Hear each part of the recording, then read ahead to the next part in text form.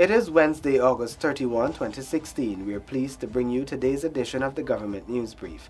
In the news, state set for the hosting of the grand launch of Indigenous Heritage Month tomorrow. Attorney General convinced that local institutions are ready for FATF on-site visit, and intensified background checks on private security firms to ensure conformity with laws. Stay tuned as we bring you the details of these and other stories.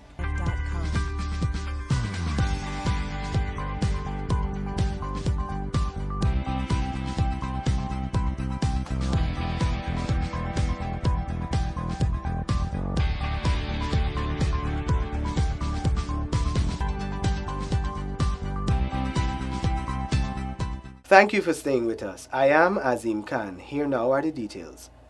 Minister of Legal Affairs and Attorney General Basil Williams says he's satisfied with the level of preparedness of local institutions ahead of CFATF's on-site visit. Details from Kadaki, Amsterdam. Further, the minister says that Guyana is in a state of readiness for the Caribbean Financial Action Task Force's on-site visit to be conducted by a 5-member team in September. Guyana is prepared for this visit by having its AML-CFT compliance team, led by the Honorable Attorney General, Minister of Legal Affairs, Mr. Basil Williams, conducting meetings with key agencies, including the FIU, SOCU, and the Bank of Guyana, to sensitize them on their AML-CFT obligations. Minister Williams is positive that following the visit by CFATF's inspection team, Guyana will be removed from the list of non-compliant countries and join the ranks of at least 181 countries deemed compliant as at July 2016. Guyana has done something that is unprecedented in the FATF world, and that is within a year of the new government, we are poised to exit both FATF and CFATF. In fact, having completed all the key and core recommendations for CFATF. The Attorney General told media operatives of his findings during on-site sensitization visits with local institutions. I found that most of them had compliance people, officers, and most of them were very aware of the requirements of FATF. When we talking about the Gold Board, we talking about cambios. I was very impressed with the cambios too. And money transfer agencies, the banks, I think they are all well positioned.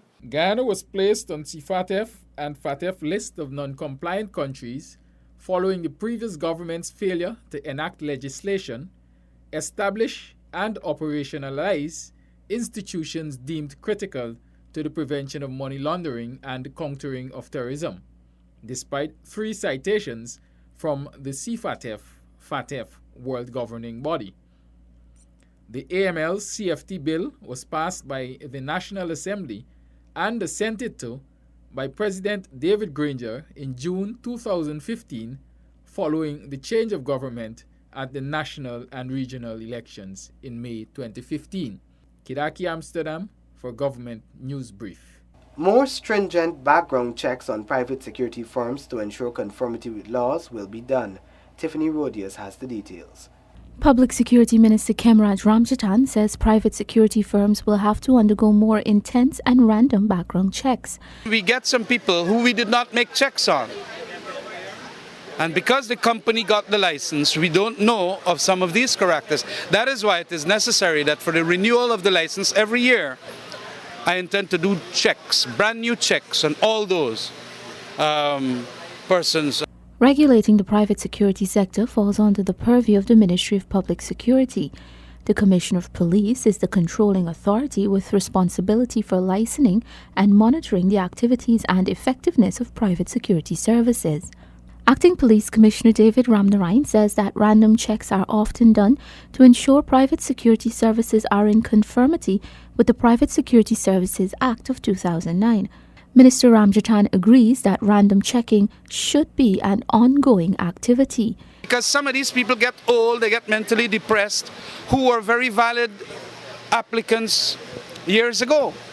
So we have to do an ongoing process. And if the ongoing process is going to realize a revocation, I think it is good. The Commissioner of Police is empowered through the Private Security Services Act to recommend to the Minister the standards of conduct, training and level of supervision to be carried out by private security services.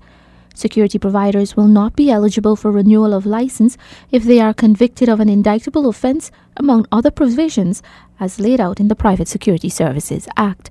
For the Government News Brief, I'm Tiffany Rogers. A group of young men has acquired skills that will make them highly marketable and an asset to their respective administrative regions. Delisa Haynes has the details.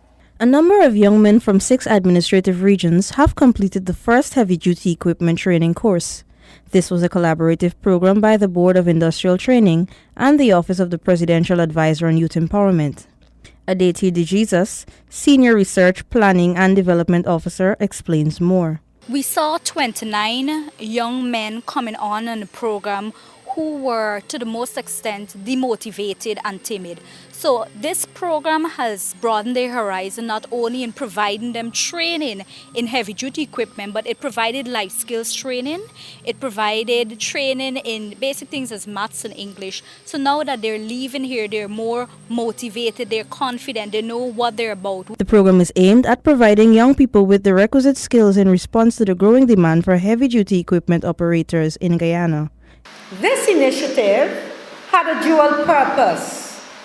In the light of the increased demand for skilled heavy-duty equipment operators and the scarcity or complete absence of trained operators within the various administrative regions.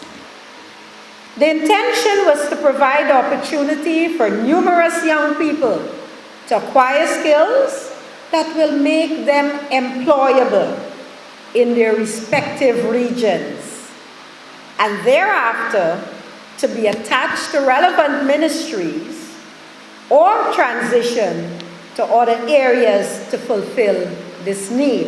Totil Sagan, training instructor, expects that these young men heighten their desire to further elevate themselves. I want to explain this, and I explain this every time I get the opportunity to talk to young people, that whenever you are going to embrace a discipline, there is a particular aspect of it that is important to your future development. The formal graduation ceremony was held on Tuesday at the Kuru Kuru Training Center on the Linden-Susdike Highway. For the Government News Brief, I am Delisa Haynes. All is set for the launch of Indigenous Heritage Month tomorrow. Find out more in this report. Gina visited the Heritage Village at the Savaya Exhibition Complex compound, Georgetown, today to get a glimpse of preparations for the launch of Indigenous Peoples Month. During the visit, it was visible that all major works were completed. Minister within the Ministry of Indigenous Peoples Affairs, Valerie Garrido-Lowe, says everything will be ready for the big day tomorrow. Preparations are almost completed at the site. You were there this morning, so I think you saw for yourself the major cleanup and so on that we did there, and refurbishing certain things like repainting the floor and so on. 11 indigenous groups will be coming to Savaya to display their culture. The minister says that the focus will be on the standard of the cultural displays. Minister Alipov and I, we have been stressing on quality of costumes, quality of the presentation, be it drama or songs or poetry, whatever. We have been stressing that the quality, is up. So persons from the different villages have been working towards that. Additionally, for Heritage Month in 2017, the minister explained that the ministry is looking towards giving out incentives to villages that portray high standard in their costumes and performance. Minister Garrido-Lowe is inviting all Guyanese to visit the Heritage Village and be a part of the month-long activities in celebration of the descendants of Guyana's first peoples. Shanta Goberdan with this Government News Brief. The Guyana Police Force recently reported that serious crime is down by 15%. Tiffany Rogers spoke to several persons in Georgetown today about their views on the crime situation. Here is that report. The efforts by the Guyana Police Force towards reducing crime were praised by members of the public. Rochelle Chetty said she is grateful for the increased police presence. The police have really stepped out their efforts in everything that they are doing, especially traffic. While Rachel Chetty is confident that the increased presence of police patrol in communities will deter crime, she says police needs to be more proactive in preventing crime.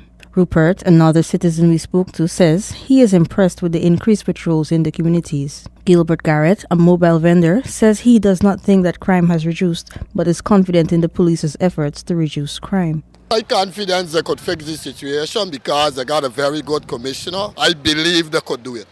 But then the government had to give them the mantle and give them the necessary tools so that they could get the work finished. Public Security Minister Kemraj Ramjatan recently said that growing trust in the Guyana Police Force along with improved crime detection administration is largely responsible for the reduction in the crime statistics. For the Government News Brief, I am Delicia Haynes. Those are the reports we covered in today's edition of the Government News Brief. The details of these and other stories can be found on GINA's website and Facebook page. GINA has an active Facebook page and we encourage you to visit and like us so you can be updated as the news unfolds. All government and other information can also be accessed from GINA's website and our Facebook page. We encourage you to join us again tomorrow when we bring you another edition of the Government News Brief. Until then, thank you for watching.